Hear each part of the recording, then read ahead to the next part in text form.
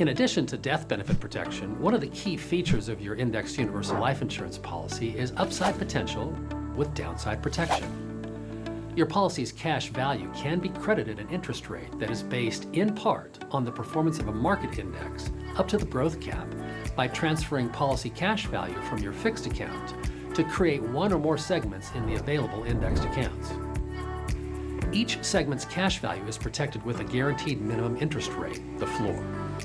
I'm Stephen Mitchell, an indexed universal life insurance specialist at Pacific Life. I'm here to walk you through the crediting process when a segment matures. Let's focus on a segment in a one-year indexed account using the S&P 500 and take a look at two examples of how this works.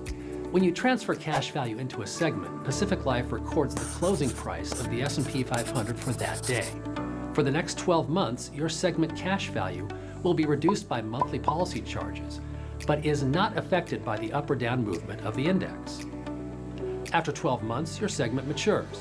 On this date, we compare the closing price of the S&P 500 index, less dividends, with the value recorded when your segment began. So what happens if the index fell 12% over the year? Nothing. The good news is that your segment values are guaranteed to receive no less than a 0% credit.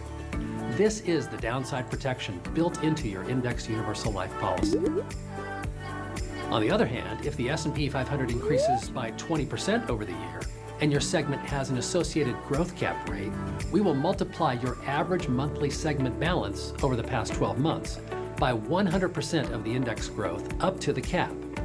For our example here, the cap is 10%. We then add that amount to your segment's ending balance.